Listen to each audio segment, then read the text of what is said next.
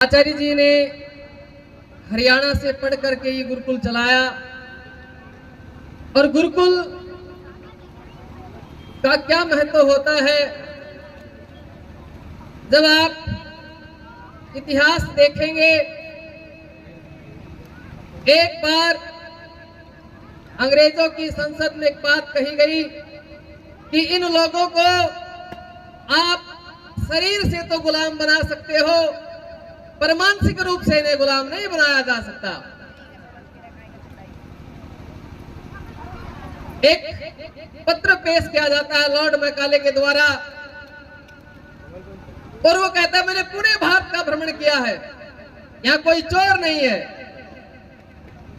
कोई सिद्धांतों से गिरा हुआ व्यक्ति नहीं है, इन व्यक्तियों को मन से गुलाम नहीं बनाया जा सकता।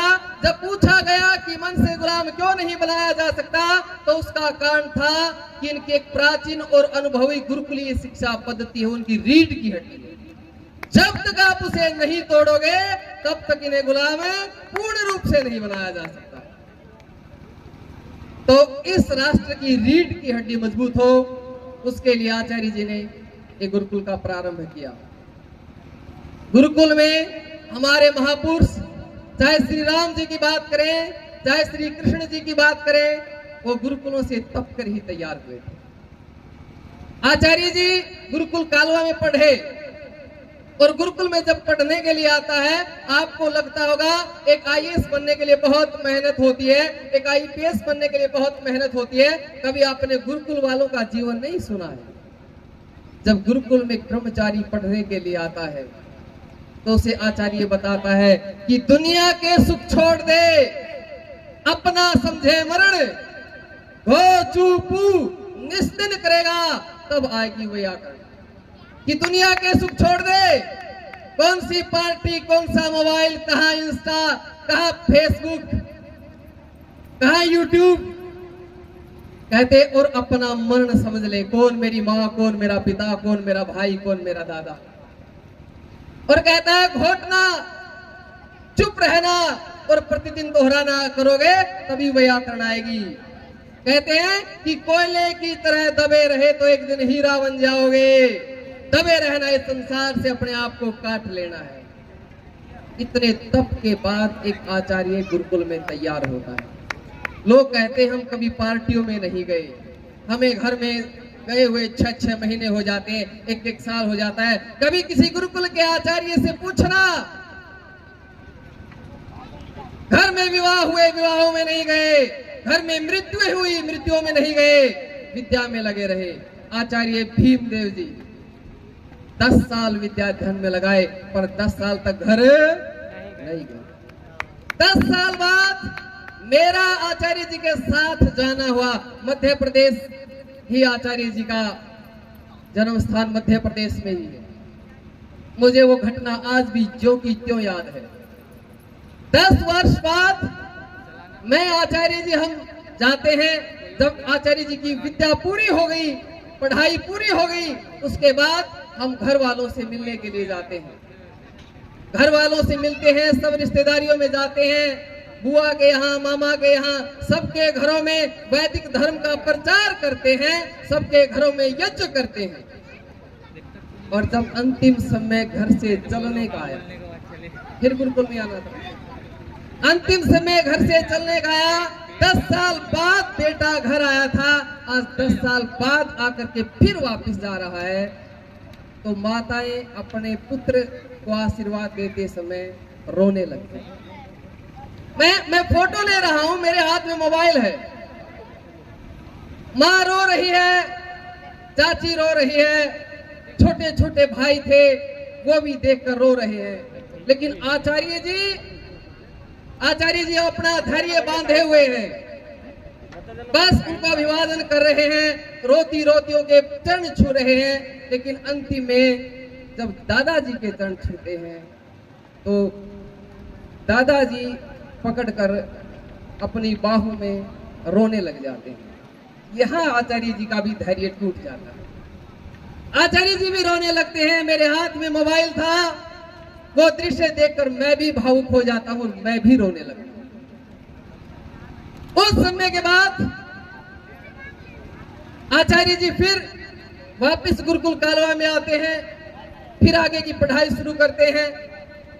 और इतने तप के बाद ये जब इनकी आगे की पढ़ाई पूर्ण हो जाती है, फिर से इन्हें एक गुरुकुल चलाने का अवसर मिलता है। एक आचार्य कौन होता है? गुरुकुल क्या होता है?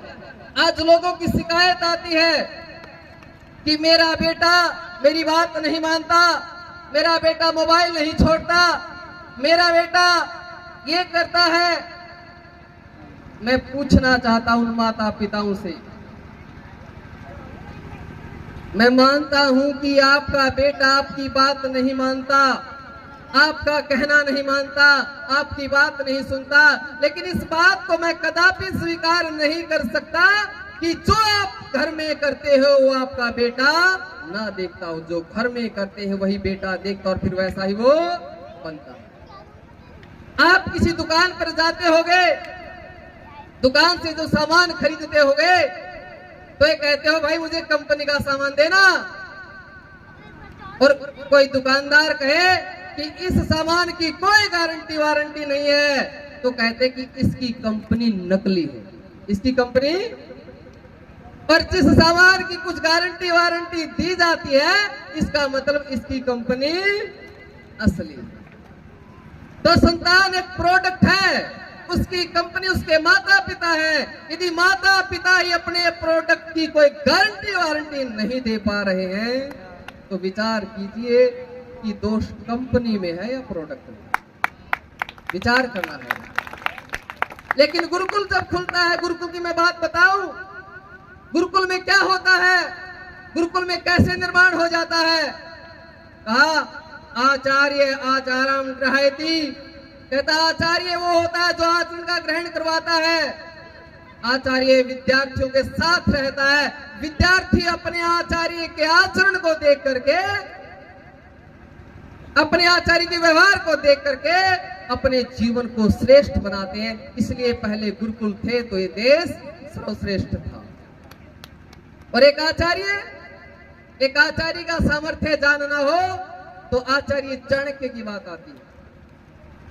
धनानंद की सभा लगी हुई थी और उस सभा में तरह तरह के प्रश्न उत्तर पूछे जा रहे थे। जब ऐसे अनाप शनाप प्रश्न उत्तर पूछे जा रहे थे तो आचार्य चाणक्य उठ करके चल पड़ते उस सभा से। जब उस सभा से उठकर चलते हैं तो धनानंद कहता है, अरे क्यों, तुझे नहीं चाहिए कोई भिक्षा? तू नहीं हाथ फैलाएगा, तू नहीं भीख मांगेगा? तो आचार्य चाणक्य रुकते हैं और कहते हैं कि धनानंद, यदि मेरे ज्ञान में सामर्थ्य रहा तो मेरा पालन करने वाले मैं तुझ जैसे कई सम्राटों का निर्माण कर दूंगा, पर तेरे सामने हाथ नहीं फैलाऊंगा। जब ये बात धनानंद सुनता है तो क्रोध से लाल हो जाता है और कहता है, अरे एक साधारण सा आचार्य और इतना अहंकार। तब आचार्य चाणक्य कहते हैं कि धनानंद, एक शिक्षक एक आचार्य साधारण नहीं होता। निर्माण और प्रलय उसकी गोद में खेलते हैं। चाहे तो वो निर्माण कर दे और चाहे तो वो प्रलय कर दे, दोनों उसकी गोद में खेलते हैं। एक आचार्य। लेकिन आज आचार्यों का जो स्थिति है, गुरुकुलों की जो स्थिति है, जो राजा को प्रजा को सहयोग करना होता था, आज उसकी जरूरत है। एक आचार्य अपने पेट के लिए कार्य नहीं करता हूं। कैसे? जब आचार्य चाणक्य चंद्रगुप्त को उसकी मां से लेने के लिए गए तो उसकी मां अपना बेटा देने से मना करती है और पूछती है, तुम कौन होते हो, क्या अधिकार है तुम्हारा मेरे पुत्र पर, तुम किस अधिकार से इसे ले जा रहे हो? तब आचार्य चाणक्य कहते हैं कि आप मां हो, आप मां हो, आपने एक संभावना को जन्म दिया है, मैं उसे संभव बनाऊंगा। आपने एक स्वप्न को जन्म दिया है, मैं उसे साकार करूंगा। आप मां हो, सिर्फ बेटे के बारे में सोचती हो, लेकिन मैं आचार्य हूं, मैं राष्ट्र के बारे में सोचता हूं। आचार्य राष्ट्र निर्माता होता है। तो श्रद्धेय आचार्य भीमदेव जी आपके बीच में कार्य कर रहे हैं। आज बच्चों का शिविर लगाया गया, कितना इसमें खर्च होता है, कितने इसमें कार्य होते हैं, बहुत खर्च होते हैं, लेकिन जब आप लोगों का सहयोग मिलता है तो उस सहयोग से उत्साह बढ़ता है, फिर कार्य करने का उत्साह आता है कि और कार्य करेंगे। और जब लगे कि सामने से ही कुछ सहयोग नहीं मिल रहा है, आचार्य तो फिर भी कार्य करते हैं, लेकिन उस कार्य को गति देना आपका कर्तव्य है। हमारी बहनें बैठी हुई है, वीरांगनाएं, माताएं बैठी हुई है। माता निर्माता भवती, मां निर्माण करने वाली होती है। आप इस शिविर में आई हो, आधार राष्ट्र का होता है नारी, राष्ट्र का आधार नारी होती है। तो मेरी बहनों, मैं आपसे भी एक बात कहना चाहता हूं, इस देश में जितने महापुरुष हुए हैं, उन महापुरुषों को उसकी मां के नाम से जाना जाता है ना? जाना जाता कि नहीं जाना जाता? किस कारण से? क्योंकि उनकी माताओं ने अपने पुत्रों का निर्माण किया। आप विचार कीजिए, हमारे महापुरुषों के जीवन को देखिए। जब उनकी पहचान जानी गई तो उन्हें ये परिचय दिया गया कि ये गंगा पुत्र भीष्म है, ये कुंती पुत्र अर्जुन है, ये देवकी नंदन है, ये कौशल्या पुत्र राम है, ये अंजनी पुत्र हनुमान है। उनकी मां से उनका परिचय हुआ। तो मैं आपसे भी कहना चाहता हूं, राष्ट्र आगे तभी बढ़ेगा जब इस राष्ट्र की नारियों का जीवन बड़ा पवित्र होगा। और आपकी पवित्रता में 3 बातों का ध्यान रख लेना। मैं अंतिम बात की ओर हूं।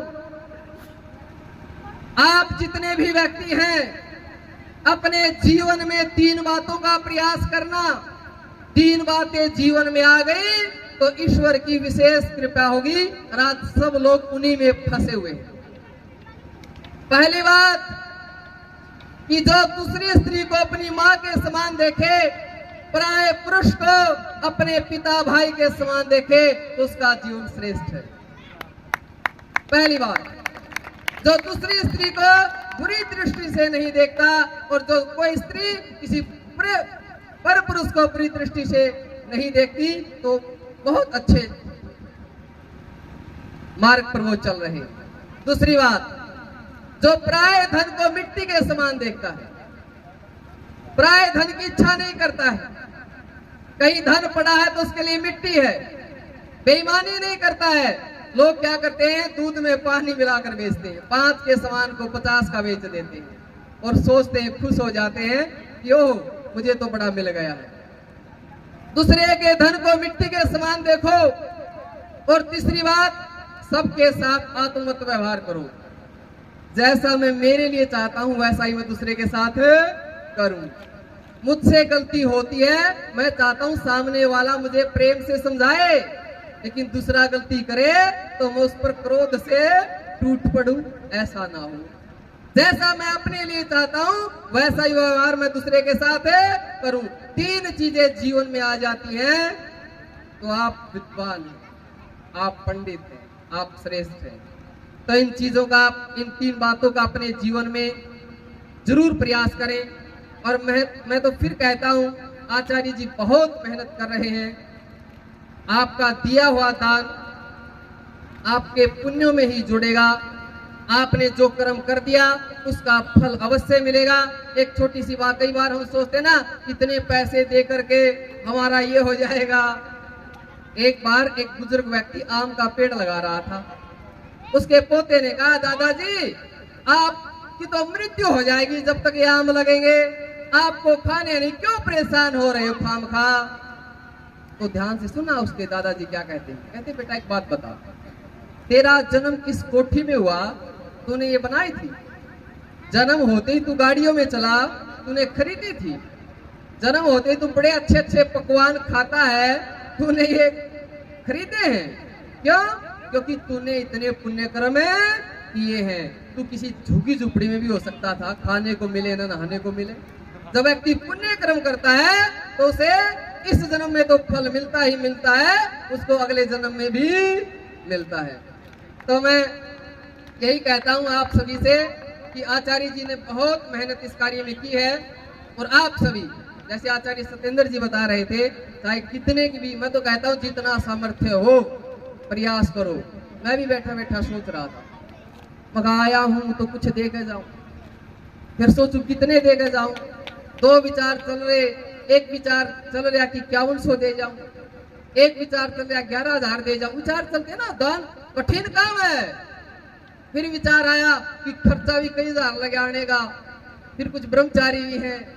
तो मैंने सोचा जब इतना अच्छा कार्य कर रहे हैं तो हमें अच्छे के लिए ही प्रयास करना चाहिए, और मैं भी आचार्य जी के लिए 11 की करता हूँ। ठीक है आचार्य जी, भाई मैं गुरुकुल चलाता मैं भी हूँ, और मेरे भी खर्चे ज्यादा रहते हैं। मैं तो आचार्य जी से कह रहा था, और मैं ये घोषणा इसलिए नहीं करी कि 11,000 रुपया तो सौदा कुछ ना है, हम तो ब्रह्मचारियों ने दे दिया रह जाते हुए।